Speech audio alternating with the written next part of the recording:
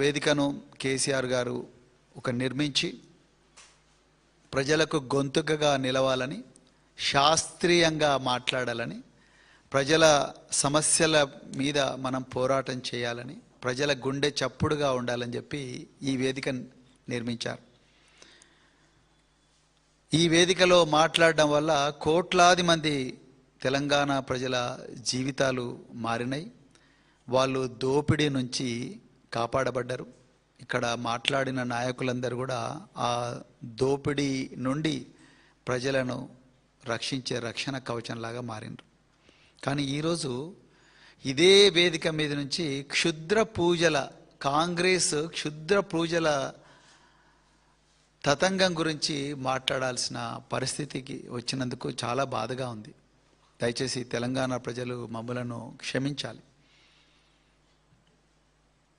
ఈరోజు గత 2-3 రోజులుగా మరి కాంగ్రెస్ నాయకులు అద్దంకి దయాకర్ గారు ఎమ్మెల్సీ, అదేవిధంగా సామ రామ్మోహన్ రెడ్డి, అదేవిధంగా ఈరోజు లేటెస్ట్గా గాంధీ భవన్ నుండి పిసిసి చీఫ్ మహేష్ కుమార్ గౌడ్ గారు, వీళ్ళు ముగ్గురు కూడా మరి భారత రాష్ట్ర సమితి డిప్యూటీ ఫ్లోర్ లీడర్, మాజీ మంత్రివర్యులు, సిద్దిపేట శాసనసభ్యులు, తన జీవితాన్నంతా కూడా తెలంగాణ కోసమే ధారపోస్తూ కేసీఆర్ గారి మార్గదర్శనంలో ప్రతిరోజు కూడా పోరాడుతున్న నాయకుడు హరీష్ రావు గారి మీద తీవ్రమైన, నిరాధారణమైన, అశాస్త్రీయమైన ఆరోపణలు చేశారు. అవి చెప్పాలంటేనే బాధేస్తున్నది. కానీ తెలంగాణ ప్రజలకు నిజం చెప్పాలి. ఎందుకంటే నిజం చెప్పకపోతే అబద్ధం ఒక్క నిమిషంలోనే ఊరంతా తిరిగి అదే నిజంగా భ్రమించే ప్రయత్నం చేస్తుంది. అది నిజం అవుతుంది కూడా. అందుకొరకే ఈరోజు కాంగ్రెస్ నాయకుల నీచ నికృష్ట భాష, అదేవిధంగా కుట్రలు, జుగుప్సాకరమైన ప్రవర్తన, ఎంతటి నీచ స్థాయికైనా దిగజారి మాట్లాడతామో, మాకు సిగ్గు ఎగ్గు లేదు అన్న భావన ఏదైతే ఉందో దాన్ని గురించి ప్రజలకు చెప్పాల్సిన అవసరం ఈరోజు బీఆర్ఎస్ పార్టీకి ఉంది. నిజానికి నేను మళ్ళీ చెప్తున్నా, ఈ వేదిక నుంచి ఎన్నడూ కూడా ఈ విధమైన భాష గురించో వాటి గురించో మాట్లాడే సందర్భం మాకు రాలేదు. ఎప్పుడు నిరంతరం కూడా ప్రజా సమస్యలు, తెలంగాణ ప్రజల భవిష్యత్తు, దేశ ప్రజల భవిష్యత్తు, వాటి గురించే మాట్లాడినాం. రాజ్యాంగం ఇచ్చిన హక్కులు, చట్టాల హక్కులు, వాటి గురించే మాట్లాడినాం తప్ప మిగతా విషయాల గురించి మాట్లాడలేదు. కానీ ఈరోజు కాంగ్రెస్ నాయకులు నీచమైన స్థాయికి దిగజారి మాట్లాడుతున్నారు కాబట్టి ఆ విషయాలు ప్రజలకు చెప్పాల్సిన అవసరం అనిపించింది.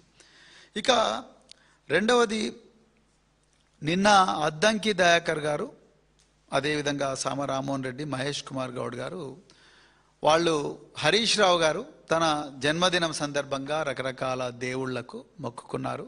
ఆ దేవుళ్లకు మొక్కుకునే సందర్భంలో వారు క్షుద్ర పూజలు కూడా చేశారు అని చెప్పి వారు చాలా తీవ్రమైన ఆరోపణలు చేశారు. మొట్టమొదట ఒక హిందూ బిడ్డగా, ఒక శైవ భక్తుడిగా, ఒక శివభక్తుడిగా,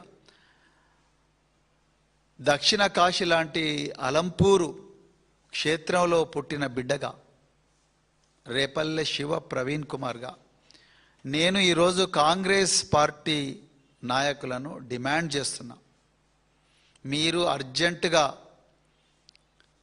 హిందూ సమాజానికి క్షమాపణ చెప్పండి. చెప్పాల్సిందే. అది సనాతన ధర్మాన్ని నమ్మే వాళ్ళైనా, విశాల హృదయం ఉన్న హిందూ సమాజమైనా, లేకపోతే ఏ మతమైనా పర్వాలేదు, అది క్రైస్తవ మతమైనా, ఇస్లాం మతమైనా, ఏ మతానికైనా మీరు అర్జెంటుగా క్షమాపణ చెప్పాల్సిందే. మా మనోభావాలను దెబ్బతీశారు. ఒక శివభక్తుడిగా, ఒక శైవ క్షేత్రంలో పుట్టిన బిడ్డగా మా మనోభావాలు దెబ్బతిన్నాయి. ఈరోజు మీరు కేవలం హరీష్ రావు గారిని మాత్రమే అవమానించలేదు.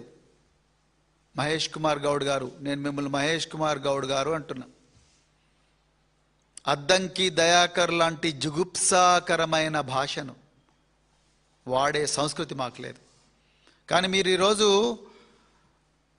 హరీష్ రావు గారినే అవమానించలేదు. యావత్తు ఈ దేశంలో లక్షలాది సంవత్సరాల నుండి వేదాల కన్నా ముందు నుండి వస్తున్న ఈ హిందూ సాంప్రదాయాన్ని మీరు ఒక్క మాటలో మీ గాంధీ భవన్ను గ్రహాచార భవన్గా మార్చి మహేష్ కుమార్ గౌడ్ మాంత్రిక కుమార్ గౌడ్గా మారి, మీరు మాంత్రిక తాంత్రిక గౌడ్గా మారి ఇలా మీరు అవమానించారు.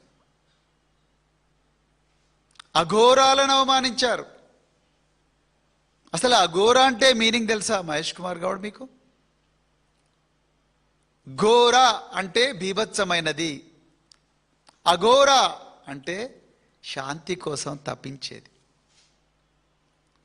అఘోర మాత శాంతి కోసం ప్రజల మహాతల్లి కాళ్ళ ముందర పడతారు, పూజలు చేస్తారు.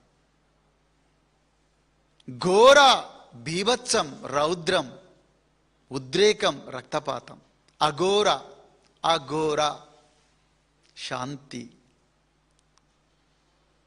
ప్రశాంతత, సుఖం, సౌఖ్యం, ఇవి సుఫలం, సఫలం, ఇవన్నీ కూడా అఘోరలో ఉంటాయి. మీరు హరీష్ రావు గారు అఘోరా కాళీ మందిర్కు పోయారని, లేకపోతే మూకాంబిక అమ్మవారి దగ్గరికి పోయారని. అసలు మూకాంబిక అమ్మవారు, ఆ అమ్మవారి ప్రశస్తి ఏంటో మీకు తెలుసా మహేష్ గౌడ్? కర్ణాటకలో కొలువుదీరిన అమ్మవారు మూకాంబిక అమ్మవారు. వారి ప్రశస్తి ఏంటో తెలుసా? ఎందుకు పోతారో తెలుసా వారి దగ్గరికి భక్తులు? జ్ఞానం కోసం పోతారు, శాంతి కోసం పోతారు, ఐశ్వర్యం కోసం పోతారు, అన్నిటికన్నా ముఖ్యంగా జ్ఞానం కోసం పోతారు.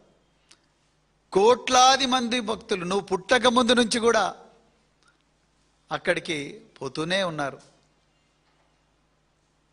ఇవాళ మీరు అక్కడికి పూజలకు పోతే మీరు క్షుద్ర పూజ అంటారా? తిరుచి రంగనాథస్వామి దేవాలయం, తిరుచి ఆది శంకరాచార్యుడు రంగనాథస్వామి దేవాలయం ఉండే తిరుచికి పోతే, అసలు తిరుచిలో కావేరీ నది ఒడ్డున ఉన్న తిరుచిలో ఆ రంగనాథ స్వామి దేవాలయం దగ్గరికి పోయి భక్తులు ఎందుకు పూజలు చేస్తారో తెలుసా? కనీసం ఆ కామన్ సెన్స్ అని ఉందా? నీళ్ళ కోసం చేస్తారు, వాన కోసం చేస్తారు. అక్కడికి పోయి పూజలు రాజ్యాంగం ఇచ్చిన హక్కు అది. ఆర్టికల్ 19 ఏం చెప్తుంది? ఈ దేశంలో పుట్టిన ప్రతి పౌరుడు కూడా తనకిష్టమైన ప్రాంతానికి వెళ్ళవచ్చు.